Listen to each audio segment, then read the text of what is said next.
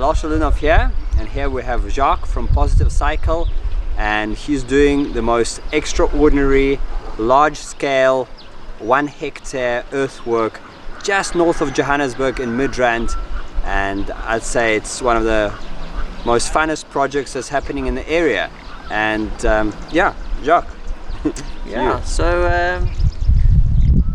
I've been on a long journey of discovery over my life, and I realized that farming is something that needs to be more urban, and obviously we need to consider communities with farms in them rather than farms being pushed out of communities that are being developed, which has been what has been happening. And also the ways that farming of the past, basically they were all running down the road of let's try this and get this done, and then they land up with the failure of the land, and eventually the land has to be turned into industrial or residential or commercial because it's no longer able to produce.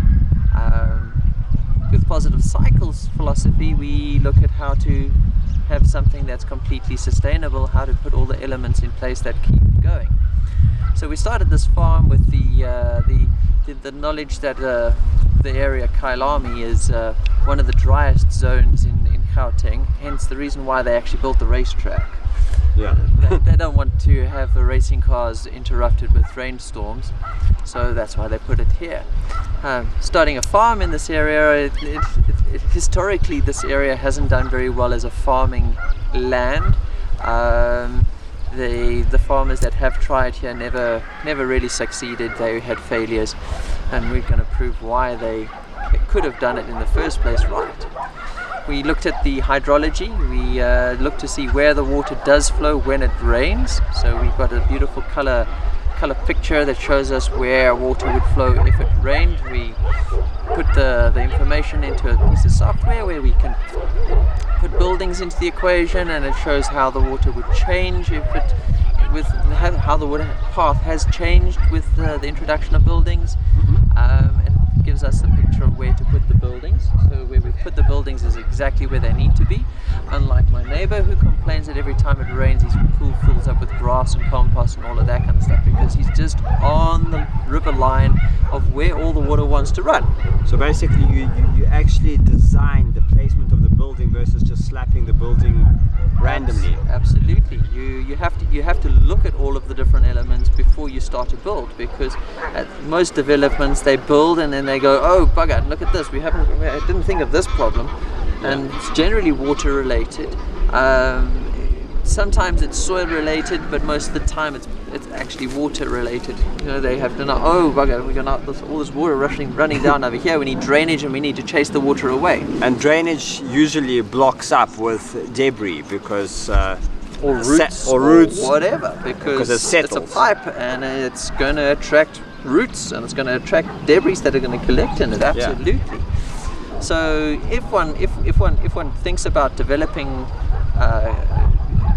an environment, you've got to consider where's your water coming from, where's your water going to, how do you keep as much water within your own system, not allowing it to just run away, and at the same time not having it flood you. Because absolutely, what you've done here, what Jacques has done, is he intercepted the water that not only that lands onto the property, the 1 hectare, but he's intercepted a lot of water that comes from the neighboring properties and rushes down the road, and he's dug this 2-meter deep trenches that basically can fill up, and on a good rain, if you catch that all that water that you can from the 2 roads that run past, what is your expectancy to how much water can fill up in this space?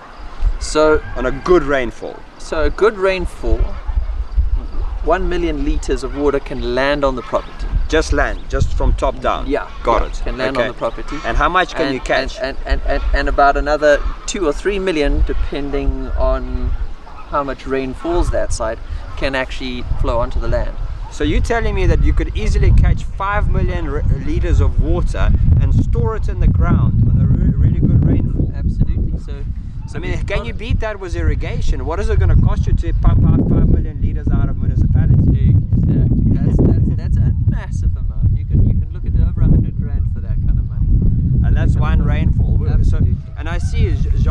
used a lot of mulch. He's really implementing true permaculture principles with mulching.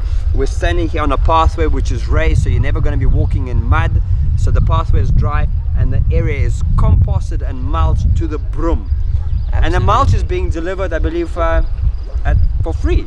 Well, some of it is being delivered for free, some of it we've got to collect, but at the end of the day, it's you're not paying for your mulch. It's all from local community, local areas. I mean, the wood chipping that comes in from a tree fella it's coming from trees that are nearby. Great. So you're keeping it local. Absolutely.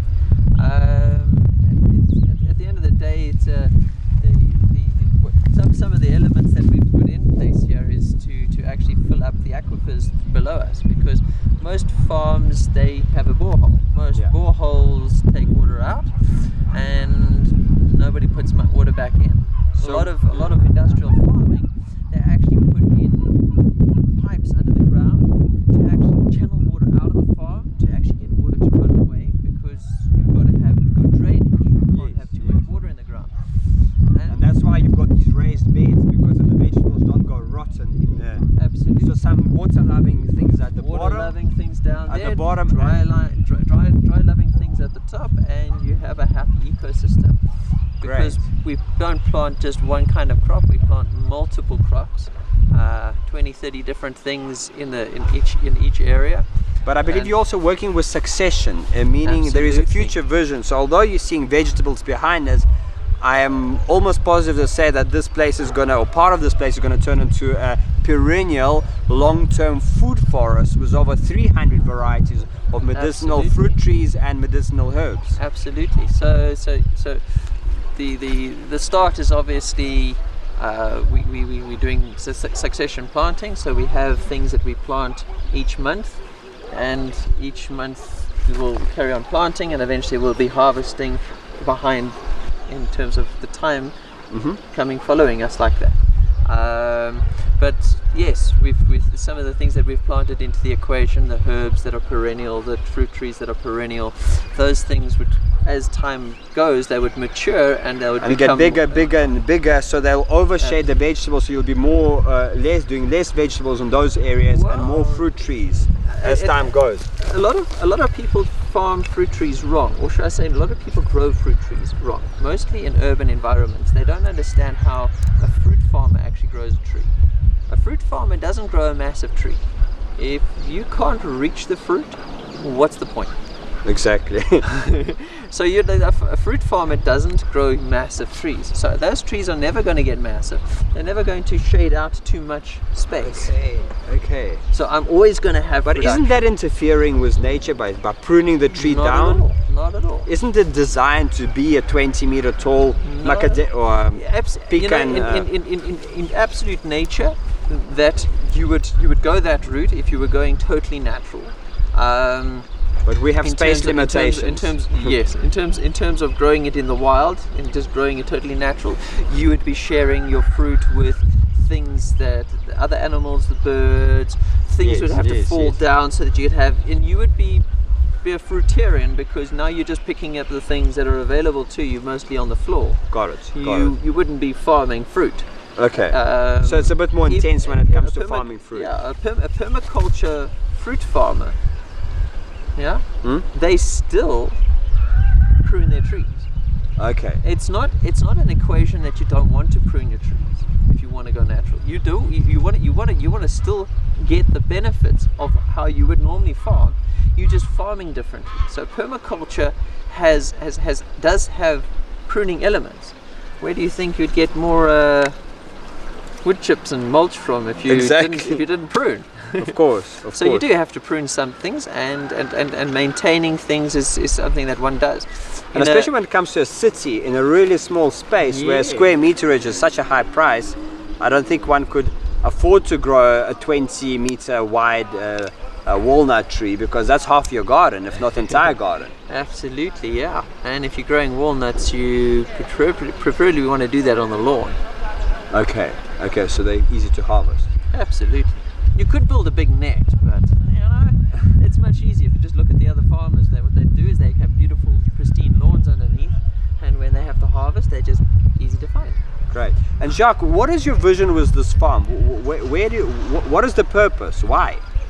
Well, the main purpose of this farm is actually to feed orphan children. And how many children do you think you could feed from a 1 hectare, which is 100 by 100 meters? We can easily feed 1,000 children. Wow. Supplemented their meal, because obviously we're not growing their staple diets like maize and bread and things like Yes. that. So it's a supplement. We With high supplementing nutrient dense. high nutrient dense foods. That's yeah. fantastic. Thank you, And then a part of the farm is has got a retail element. So some of the stuff that we grow is obviously for sale, and that then brings in an edge of sustainability to the farm. And then it's an example farm. Obviously, we want to be able to teach people from this farm and get people to understand how to do things differently, because we do it differently. So we want to teach people how to do it differently, which has a much more sustainable end result in the equation. Thank you. Thank you. We will be coming back here in a few months just to see the progression, and once these beds are filled up, and also we haven't had rain for quite a few months. We're right in the middle of spring, and the rain is long gone. Just come out of winter, so there's a whole bunch of things that aren't growing yet. But that's production. That is permaculture. So it's not one crop that will be attacked by pests. It's a variety. It's a biodiversity, and it's planting in season as well. What can grow here on less water? It's a basic principle of getting the water to change direction. So water comes down, goes into it, and heads back up again. And there's the road. So you intercept all the water from that side. We intercept some of our water from there. Some of our water comes in from key lines that are coming in that way, and we get some of our water coming in from that corner over there where we have other key lines, intercepted other key lines. Fantastic. Great. So this could become a river if it rained enough. Which it might. If we have a La Nina this year, like they're predicting, we definitely can potentially have a river here. Great. Well, the good news is that even if it floods, it will come up level, but then it will soak in. Absolutely. Because there is no compaction on the beds. Nobody walks on the beds in permaculture. So the beds will just soak it up and recharge the groundwater table. Absolutely. Thank you. Awesome. So we'll definitely be coming back here. Jacques' website is positivecycle.co.za. Check what he's doing. He's available for projects and consultations. So thank you. Thank you for your time. All the best. Scroll below if you've got any comments. Let us know what you're thinking.